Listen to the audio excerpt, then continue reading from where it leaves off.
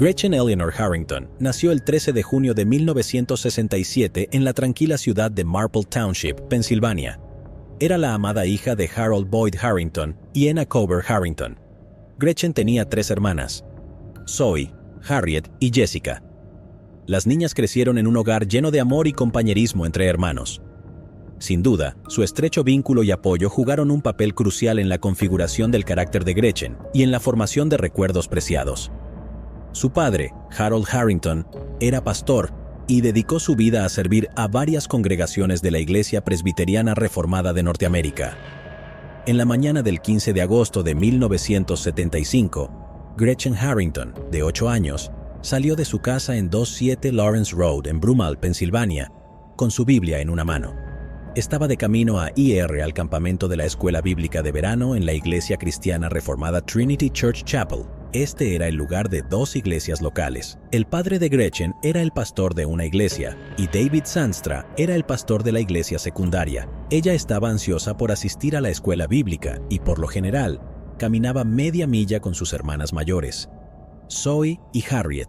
Pero ese día en particular, su madre, Enna, traía a casa a su bebé recién nacida, Jessica. Zoe y Harriet prefirieron quedarse en el hogar y esperar su llegada. El pastor Harrington animó a Gretchen a ir a la escuela bíblica para mantener su récord de asistencia perfecta. Por lo tanto, Gretchen estaba sola cuando su padre se despidió de ella. Comenzó su paseo colina arriba hacia la iglesia poco después de las 9 de la mañana. Un niño caminando solo en un día soleado de verano en un lugar como Marple no era nada inusual. Jamás se consideró peligroso ni arriesgado. Era la década de 1970, en un suburbio arbolado. Los niños jugaban varios juegos afuera hasta largas horas. Jugaron en las calles, en la oscuridad y en el bosque. Incluso se refrescaban en Darby Creek, que corría detrás de la casa de Gretchen sin ninguna preocupación. Los niños caminaban hasta las casas de sus amigos a unas cuadras de distancia, sin teléfonos celulares ni relojes con GPS que los conectaran con sus padres. Marple estaba tan a salvo como podía estarlo.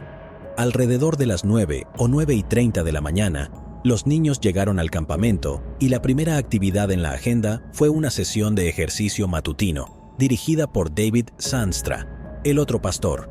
Aproximadamente a las 10 de la mañana, la mitad de los niños fueron transportados a la Iglesia Presbiteriana Reformada para el resto del día. Sandstra fue una de las personas encargadas de transportar a los niños. A las 10:30, el padre de Gretchen se preocupó porque ella aún no había llegado a la segunda iglesia donde él la esperaba. Harold comenzó a buscar en Lawrence Road para ver si tal vez Gretchen se había alejado o se había ido a casa. Cuando no pudo encontrar a su hija, Harold contactó a la esposa de Sandstra, Margaret, que estaba en la iglesia de la Trinidad, para averiguar si Gretchen todavía estaba allí y si Sandstra quizás sabía si ella fue llevada a la otra iglesia. Margaret le dijo a Harold que su esposo regresó a Trinity Chapel después de transportar a los niños. Estaba en algún lugar de la propiedad de la iglesia y no había visto a Gretchen ese día. Los Harrington y los Sandstra se conocían bien. Las 2 familias vivían cerca una de la otra. Ambos padres estaban en la misma línea de trabajo y ambas madres cumplían el papel estereotipado de esposa de pastor. Incluso una de las hijas de Sandstra era la mejor amiga de Gretchen. Cuando David Sandstra se enteró de que el padre de Gretchen la estaba buscando, llamó al departamento de policía del municipio de Marple a petición de Harold Harrington y denunció la desaparición de Gretchen. La llamada se hizo a las 11:23 de la mañana y Sandstra describió a Gretchen a la policía como una niña de 8 años con cabello rubio recogido en coletas, 3 pies y 6 pulgadas de alto, 50 libras, que vestía pantalones cortos azul oscuro con cremallera y broche en la parte delantera, bolsillos a cada lado del frente, sin botones visibles y un top blanco. Una descripción bastante detallada para alguien que aparentemente no vio a Gretchen ese día. Cuando el sol se puso, poco antes de las 8 de la noche, todavía no había señales de la joven. Margaret Sandstra llevó la cena a la casa de los Harrington, donde Enna, la madre de Gretchen, parecía resignada al hecho de que nunca volvería a ver a su hija con vida. Margaret comentó: simplemente estaba aceptando el hecho de que Gretchen se había ido. No sé si simplemente estaba poniendo cara de valiente. Creo que estaba en shock. La desaparición de Gretchen conmocionó a Broomall y Marple Township y la gente entró en pánico total. El sábado, cientos de personas participaron en la búsqueda de la joven. Un helicóptero de la Policía Estatal de Pensilvania registró la zona continuamente desde arriba. Amigos y familiares comenzaron a repartir folletos a los automovilistas que pasaban por la zona. Los volantes mostraban a Gretchen en su fotografía escolar más reciente, luciendo un diente faltante y una sonrisa infantil. Hubo mucha especulación y muchas preguntas sin respuesta. ¿Se había escapado? ¿Se ahogó en un arroyo? ¿La secuestró un extraño? ¿Era alguien que ella conocía? Las personas y los miembros de la iglesia que buscaban a la pequeña Gretchen, de 8 años, dijeron que su desaparición destruyó la creencia de que su comunidad estaba segura. Karen Frank Zetterberg era compañera de clase de Gretchen en la escuela bíblica. Tenían la misma edad y vivían en la misma comunidad muy unida. Después de la desaparición de su amiga, la madre de Karen la llevó a la peluquería para cortarle el pelo muy corto para que pareciera un niño. No quería que su hija destacara por su pelo largo. A Karen tampoco se le permitió caminar sola a sus clases de piano ni al club de natación. Paul Barton, que vivía en la cercana Newton Square, se enteró de la búsqueda en su escáner policial mientras se relajaba en la piscina de su patio trasero. Pronto condujo hasta Darby Creek para unirse a un equipo de búsqueda. Su grupo peinó una colina cubierta de hierba. Barton recordó: había un sentimiento muy solemne entre todos los que estábamos buscando. Salimos sin saber qué esperar o qué podríamos encontrar. Estábamos buscando algo, cualquier cosa, pero no encontramos nada. Nadie lo hizo. Ese domingo, apenas 2 días después de la desaparición de Gretchen, la policía suspendió la operación de búsqueda a gran escala. Los investigadores tenían poco con qué continuar. El jefe de policía dijo a un periódico local: no tenemos ni idea, los equipos de búsqueda no encontraron pistas útiles de ningún tipo. En las semanas siguientes, la policía habló con varias personas para reconstruir lo que le había sucedido a Gretchen. El 17 de agosto de 1975, se iniciaron las entrevistas para la investigación. La policía entrevistó a testigos, profesores del campamento, estudiantes y padres, quienes proporcionaron varios hechos importantes para el caso. La información crucial fue la observación de una camioneta verde o un Cadillac con techo claro y fondo oscuro que se detenía para hablar con una chica cerca de la iglesia. Otro hecho que se mencionó fue que la rutina diaria del campamento se rompió el 15 de agosto, porque el grupo de Trinity Church permaneció entre 40 y 50 minutos más de lo habitual. La investigación dio un giro el 19 de agosto, cuando se encontró un pequeño par de pantalones cortos en un poste de una cerca en Westchester, Pensilvania. David Sandstra fue llamado para hablar con la policía, basándose en el hecho de que proporcionó una descripción muy específica de los pantalones cortos de Gretchen. En cambio, según él, nunca la vio ese día, ya que ella nunca llegó al campamento. Los pantalones cortos encontrados en Westchester no eran de Gretchen, pero los investigadores aún se preguntaban cómo Sandstra sabía detalles tan específicos sobre sus pantalones cortos. Cuando los investigadores entrevistaron a Sandstra el 19 de agosto, él les dijo que había recogido a algunos niños y los había llevado a la iglesia el día que Gretchen desapareció. Él todavía negó haberla visto ese día. El 14 de octubre, 2 meses después de la desaparición de Gretchen, un corredor en el parque estatal Ridley Creek, a unos 20 minutos de la casa de Gretchen, tropezó con restos humanos. Al principio, no estaba seguro de lo que había encontrado, hasta que vio lo que claramente era una uña. Corrió como gacela a buscar a un guardaparque. Los padres de Gretchen confirmaron que la ropa distintiva encontrada con los restos era la de su hija. Al parecer, Enna confeccionaba la ropa de las niñas a mano. Los restos encontrados eran de un pequeño cuerpo humano, que la autopsia reveló más tarde que en realidad eran de Gretchen Harrington. Los registros dentales se utilizaron con fines de identificación. El doctor Halbert Fillinger realizó la autopsia. Encontró una lesión cerebral craneal y afirmó que Gretchen había sufrido 2 o más impactos contundentes en el cráneo, dejándola con una fractura de cráneo hendida. La policía sospechaba que ella también hubiese sido agredida, aunque la autopsia no reveló pruebas de ello. El desgarrador descubrimiento dejó a todos lamentando la pérdida de una vida joven y prometedora. El domingo después de que se encontrara el cuerpo de Gretchen, su padre Harold pronunció un sermón en la iglesia. Gretchen, con su sencilla fe en Cristo, es libre, declaró. Pero el perpetrador se encuentra en una terrible esclavitud. El mundo está lleno de una maldad indescriptible debido a la maldad del ser humano que conoce la verdad, pero no la acepta. El descubrimiento en el bosque provocó un nuevo frenesí de actividad en el caso. Los testigos presentaron informes de hombres de diversas descripciones que habían visto en el área donde se encontró a Gretchen. La policía recibió numerosos avisos, algunos parecían muy prometedores, otros completamente frívolos. El 30 de octubre de 1935, David Zandstra fue llamado a la comisaría para una nueva entrevista. Alrededor de la mañana del 15 de agosto, Zandstra le dijo a la policía que comenzó a recoger a los niños para la sesión inaugural a las 9:10 de la mañana y que terminó con las recogidas regresando a Trinity Chapel a las 9:30 de la mañana. Negó haber visto a Gretchen y le dijo a los agentes que ni siquiera sabía que ella estaba desaparecida, al menos hasta que lo llamaron desde la iglesia reformada a las 11:05 de la mañana por Harold Harrington, el padre de Gretchen. Los investigadores examinaron una serie de posibles sospechosos, incluidos varios delincuentes conocidos de agresión que vivían en la zona. Nada condujo a un arresto. Lo que le pasó a Gretchen se convirtió en un misterio durante décadas. Nadie sabía quién le quitó la vida y el caso quedó frío. Joanna Falcone Sullivan tenía solo 9 años en 1975 cuando tuvo lugar el asesinato de Gretchen. Nació y permaneció en Broomall, condado de Delaware en ese momento. A decir verdad, el caso siempre había perseguido a Sullivan. Se convirtió en una periodista veterana y escribió un libro sobre crímenes reales que detallaba la investigación en curso en el caso de Gretchen. Sullivan dijo: "Hacía décadas que quería escribir esta historia. Crecí en Broomall. Mi coautor, Mike Mathis, también creció en Broomall. Creció en Lawrence Park, donde sucedió esto.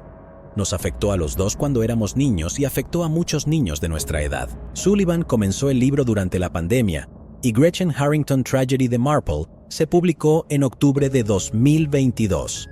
La novela fue el primer libro de Sullivan, pero dijo que planeaba revisar esta obra sobre crímenes reales para reflejar cualquier información actualizada sobre el caso a medida que se desarrollara.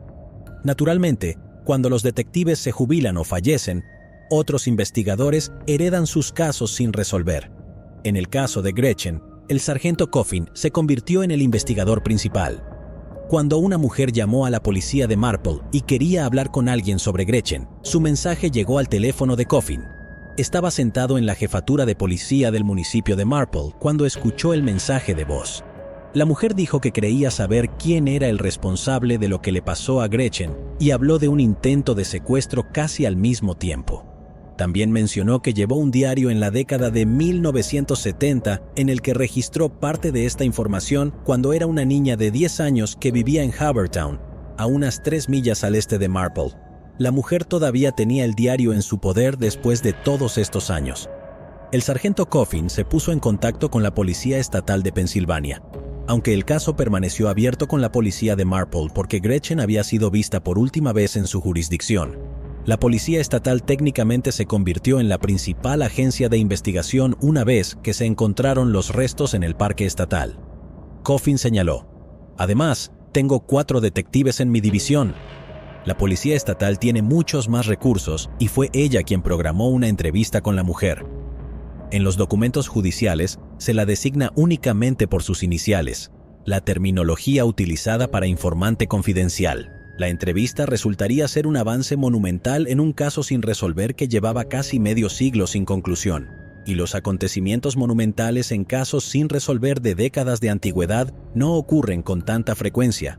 La mujer le dijo a la Policía Estatal el 2 de enero de 2023 que había sido amiga de la infancia de Gretchen y Zoe Harrington, una de las hermanas de Gretchen. También era amiga de las hijas de David Zandstra, Mara y Kristen, y a menudo tocaba en la casa de Zandstra. Con frecuencia dormía en su casa, y durante una de estas fiestas de pijamas, cuando tenía 10 años, le dijo a los policías que se despertó en medio de la noche y encontró al pastor Zandstra tocándola de manera inapropiada. Ella cambió de posición y él inmediatamente salió corriendo de la habitación.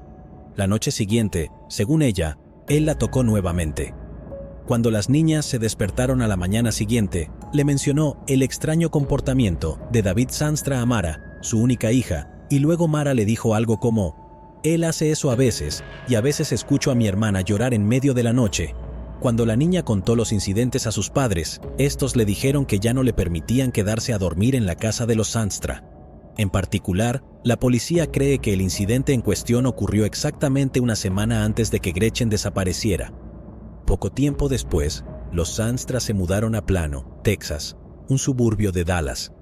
La informante confidencial también le contó a la policía estatal sobre otra niña del vecindario de la que era amiga, una niña llamada Holly. Según ella, alguien había intentado secuestrar a Holly. Escribió la siguiente entrada en su diario, que entregó a la policía estatal. En una entrada, fechada el 15 de septiembre de 1975, escribió: ¿Adivinas qué? Un hombre intentó secuestrar a Holly 2 veces. Es un secreto, así que no se lo puedo contar a nadie, pero creo que él podría ser quien secuestró a Gretchen. Creo que fue el señor Z. Ella confirmó a los soldados que la Z significaba Zandstra. La policía local había interrogado a Zandstra 2 veces en 1975, junto con muchas otras personas. Algunos testigos habían dicho que vieron a Gretchen afuera de un automóvil, hablando con alguien sentado dentro la mañana en que desapareció. Algunas de las descripciones del coche coincidían con las de Zandstra, pero él siempre insistió en que no había visto a Gretchen ese día en cuestión. Sin embargo, curiosamente, como usted espectador ya habrá notado, hubo una brecha en la investigación que la policía de Marple nunca explicó. Zandstra pudo dar una descripción precisa y detallada de los pantalones cortos caseros que llevaba Gretchen ese día, aunque supuestamente no la había visto. Lamentablemente, el detective original de Marple en su caso falleció en junio de 2020 y por lo tanto no había explicación para la brecha en la investigación. En junio de 2023, la policía estatal rastreó a Zandstra hasta una casa frente a un lago en Marietta, Georgia. Él y su esposa se habían mudado allí. Zandstra acordó reunirse con los agentes en la sede del Departamento de Policía del Condado de Cobb el 17 de julio de 2023. Los agentes interrogaron a Zandstra sobre la desaparición de Gretchen y él negó cualquier participación. Luego, le revelaron las acusaciones más recientes, que el pastor había agredido a sus propias hijas y a su mejor amiga. David Zandstra confesó a los investigadores lo que realmente ocurrió en la mañana del 15 de agosto de 1975. Jack Stolzheimer, el fiscal de distrito del condado de Delaware, describió la confesión de Zandstra sobre lo sucedido. Una vez que Gretchen estuvo fuera de la vista de su padre, Zandstra la invitó a subir a su camioneta Rambler verde. En lugar de llevarla a la iglesia, la llevó a una zona boscosa segura, estacionó el auto y le pidió que se quitara la ropa. Ella se negó y respondió que quería volver a casa. Golpeó a Gretchen con el puño y ella comenzó a sangrar por la cabeza. Después de tomarle el pulso y verla aparecer sin vida, la sacó del auto e intentó cubrir su cuerpo con palos. Luego se fue y continuó con su día. Debido a la naturaleza de la estrecha relación que los Harrington tenían con los Zandstra, los investigadores determinaron que Zandstra tenía los medios, el motivo y la oportunidad para quitarle la vida a Gretchen. David fue detenido en Georgia el 17 de julio de 2023. Actualmente se encuentra detenido en el condado de Cobb, donde se le ha negado la libertad bajo fianza. Se recolectó una muestra de ADN de Zandstra que se compararía con el ADN recolectado en otros casos abiertos en Pensilvania y en todo el país. Los investigadores creen que es poco probable que Zandstra no esté involucrado en otros delitos, considerando que trabajó con niños durante décadas. Phil Stoddard, un detective de Marietta que asistió a la entrevista de Zandstra, le dijo a un equipo de noticias de televisión que David no mostró emociones durante su confesión a los policías. El policía Eugene Trey realizó la entrevista. No sé si se arrepiente de lo que hizo, pero seguro que se quita un peso de encima, declaró Trey. El lunes 24 de julio de 2023, funcionarios de Delco anunciaron el arresto de David Zandstra, de 83 años, en relación con el secuestro y asesinato de Gretchen. Zandstra nació en mayo de 1940. Todavía trabajaba como pastor en Georgia en el momento de su arresto.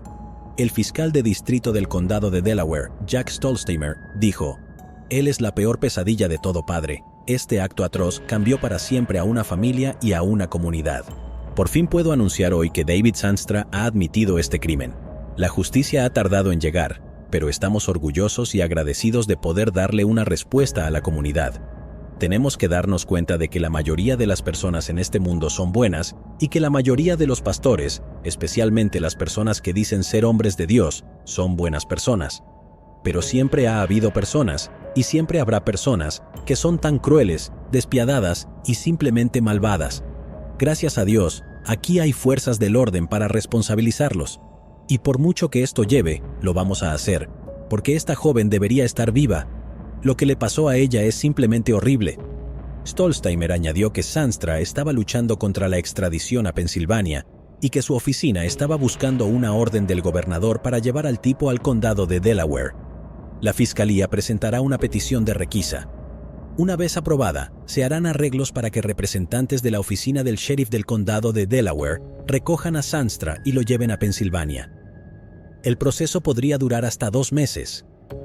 Stolzheimer añadió: lo vamos a juzgar, lo vamos a condenar y permanecerá en la cárcel por el resto de su vida. Luego, tendrá que descubrir qué depara el Dios en el que profesa creer para aquellos que son tan malvados con nuestros hijos. Mató con sus propias manos a esta pobre joven y luego mintió sobre ello durante 48 años. Terminó con la vida de esta chica que conocía y que confiaba en él, y luego actuó como si fuera un amigo de la familia, no solo durante su entierro y funeral, sino durante años. El jefe Graf del departamento de policía en Marple Township dijo durante una conferencia de prensa: si eres una persona que ora, ciertamente puedes orar por Gretchen, y no creo que ella lo necesite. Ella está en manos de Dios. Ciertamente puedes orar por el malvado responsable de esto, porque lo va a necesitar. Los cargos presentados contra Zandstra han traído una sensación de cierre a Broomall, Pensilvania, que ha estado atormentada por el caso de Gretchen durante casi 48 años. La desaparición de Gretchen había transformado esta comunidad. Antes de agosto de 1975, era Anytown, Estados Unidos. Después de ese día, cambió todo para los niños, para los padres, para las familias, para todos, porque ya nadie podía hacer nada con la inocencia con la que solían hacerlo antes de que esto sucediera. Jim Cristaldi, quien en su juventud repartía periódicos a los Harrington, habló con cariño de una infancia antes de la desaparición en la que él y sus amigos pasaban incontables horas construyendo fuertes en el bosque con solo la luz de la luna. Pero justo después de que Gretchen desapareciera, Cristaldi, un adolescente en ese momento, se encontró en grupos de búsqueda en esos mismos bosques buscando a Gretchen, o cualquier cosa que pudiera haber llevado a su paradero.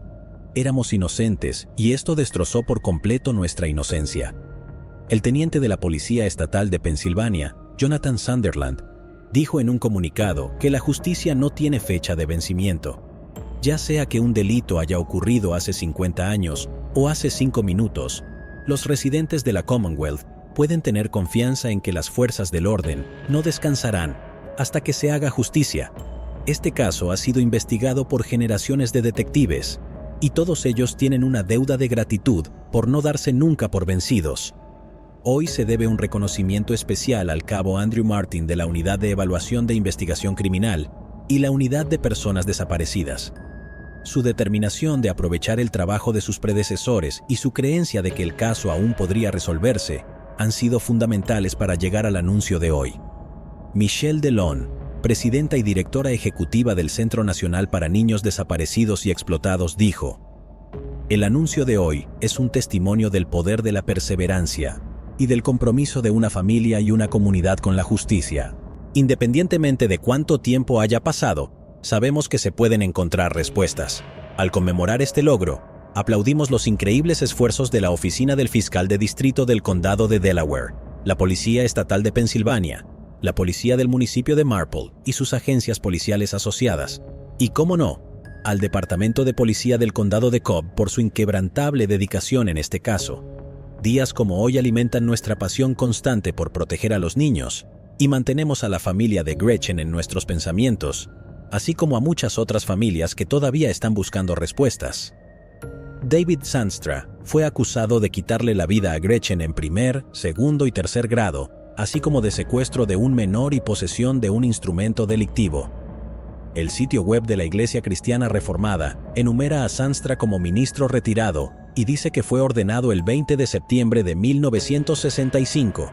Además de la Iglesia Cristiana Reformada Trinity Chapel en Broomall, Zandstra también sirvió en iglesias en Nueva Jersey, California y Texas entre 1965 y 2005. La Iglesia Cristiana Reformada dijo en un comunicado el lunes que quería expresar sus condolencias a la familia de Gretchen Harrington. Además, Nos entristece saber que un pastor como él fue el arrestado en este caso. Reconocemos que vivimos en un mundo quebrantado y pecaminoso, donde la violencia puede ocurrir en cualquier lugar por parte de cualquier persona, incluso dentro de nuestras iglesias, y por líderes a quienes mantenemos con los más altos estándares. La esposa de David Zandstra, Margaret Zandstra, no respondió de inmediato a una solicitud de comentarios después del arresto de su marido. Si bien la comunidad de Marple ahora tiene la mayoría de las respuestas que había estado buscando durante todas estas décadas, muchos de los residentes no habían encontrado la paz ante el impactante giro de los acontecimientos. Era mucho más fácil creer que algún forastero había hecho esto, algún delincuente itinerante trastornado que de alguna manera había entrado en la ciudad, secuestrado a una joven y luego desaparecido con la misma rapidez, llevándose su maldad con él al desafortunado lugar en el que aterrizara a continuación. Pero no fue así. En cambio, era un miembro respetado de su comunidad, un líder religioso con esposa e hijas propias, una esposa que había traído la cena a la familia de la niña que confesó haber matado. Karen Frank Zetterberg, compañera de clase de la escuela bíblica de Gretchen, observó: en aquel entonces, todo el mundo se sorprendía de que Gretchen se subiera a un coche con un extraño, y ahora descubrir que este monstruo se escondía entre nosotros a plena vista todo el tiempo, es simplemente nauseabundo. Siempre nos enseñaron en la iglesia que el mal existe en el mundo, pero no se comprende realmente el mal hasta que sucede algo como esto. Éramos demasiado jóvenes para aprender sobre el mal como lo hicimos. Sullivan, quien escribió el libro sobre el caso de Gretchen, dijo: después del anuncio, me quedé atónita. El hecho de que este caso, potencialmente, esté llegando a su fin, es muy emocionante escuchar esta noticia. Todavía es muy triste, ¿sabes? No podemos cambiar lo que pasó. Entrevisté a Zandstra, su esposa y su hija mientras investigaba para mi libro. Zandstra tenía un recuerdo turbio del día en que Gretchen desapareció. Había una sensación de miedo y aprensión en Brummel. Recuerdo haber visto un helicóptero sobrevolando nuestro vecindario en un esfuerzo de búsqueda de Gretchen. Esa imagen permaneció conmigo por el resto de mi vida. El libro de Sullivan acababa de publicarse en 2022 y CBS News Philadelphia habló con ella sobre si creía que podría haber llevado a una ruptura en este caso. Sullivan respondió: empezamos a entrevistar gente. Fuimos al departamento de policía de Marple y pudimos revisar los archivos de casos sin resolver que guardaba el jefe Brandon Graff, quien nunca se rindió con este caso. La policía de Marple alentó nuestra investigación y dijo que de alguna manera contribuimos. Creo que volvimos a hacer que la gente hablara. El reverendo Zandstra atendió nuestras llamadas y respondió preguntas sobre ese día. Hay mucho alivio e incredulidad de que esto realmente esté sucediendo. Los vecinos de David Zandstra en Georgia también reaccionaron tras conocer los cargos en su contra. Karen Alsdorf dijo: es impactante, no tenía ni idea, siempre habían sido personas muy agradables. Aaron Christian dijo: hombre amigable, hablé con él un par de veces, lo veo caminando con su bastón. La familia de Gretchen Harrington emitió el siguiente comunicado: con el anuncio del arresto, tenemos muchas esperanzas de que la persona responsable del atroz crimen cometido contra nuestra Gretchen rinda cuentas. Es difícil expresar las emociones que sentimos a medida que damos un paso más hacia la justicia. Gretchen tenía solo 8 años cuando, de repente, se la llevaron de camino a la iglesia el viernes 15 de agosto de 1975. Si conocías a Gretchen, instantáneamente te convertías en su amiga. Ella irradiaba bondad hacia todos, y era dulce y gentil. Incluso ahora, cuando la gente comparte sus recuerdos de ella, lo primero de lo que hablan es de lo increíble que era y sigue siendo. Con solo 8 años, tuvo un impacto permanente en quienes la rodeaban. El secuestro y desaparición de Gretchen ha alterado para siempre a nuestra familia, y la extrañamos todos los días. Estamos agradecidos por la continua búsqueda de justicia por parte de las fuerzas del orden, y queremos agradecer a la Policía Estatal de Pensilvania por nunca detenerse en su constante búsqueda de respuestas. No estaríamos aquí hoy si no fuera por ellos. Como familia, pedimos privacidad en este momento mientras continuamos asimilando esta información. Gracias por su comprensión, amor y continuo apoyo. Significa muchísimo para nosotros. Los padres de Gretchen estuvieron casados durante 59 años. Su padre falleció en 2021 a la notable edad de 94 años y nunca pudo saber la verdad. Stolzheimer dijo: Nos preocupa que pueda haber más víctimas que hayan sido agredidas por este hombre. Queremos responsabilizarlo por todo lo que hizo. Necesitamos ser diligentes. Si alguien tiene alguna información al respecto, o si David Sandstra alguna vez cometió un acto en su contra, comuníquese con el fiscal de distrito, con Geoffrey Payne, o con la Policía Estatal de Pensilvania. Lo que debería haber sido una caminata de 10 minutos por la calle se convirtió en un caso sin resolver que afectó a toda una comunidad durante casi 50 años. ¿Pero acaso no has visto este otro crimen? Yo no me lo perdería,